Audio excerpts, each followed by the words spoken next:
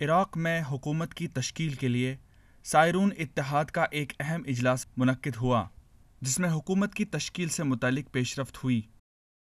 رواں ماہ عراقی پارلیمان کا پہلا اجلاس منعقد ہوا، تاہم یہ اجلاس اس لیے تعطل کا شکار ہو گیا جب دو شیعہ گروپوں نے حکومت کی تشکیل کا دعویٰ کیا۔ اس اجلاس میں سائرون اتحاد کے رہنما احمد الصدر نے اتحادی جماعتوں سے آئین کے اصول و قوانین کی پاسداری کی درخواست کی۔ الالتزام بالتوقيتات الدستورية في تشكيل الحكومة المقبلة، تشجيع الشركاء الكرد لتوحيد موقفهم في تقديم مرشح واحد لرئاسة الجمهورية وفق المعايير الوطنية وبخلافه۔ سن 2003 کے ایک معاہدے کے تحت عراق میں وزیر اعظم کا عہدہ شیعہ طبقے کے لیے مختص ہے، جبکہ صدر کا عہدہ کردیوں اور پارلیمانی اسپیکر کا عہدہ سنی طبقے کے لیے مختص ہے۔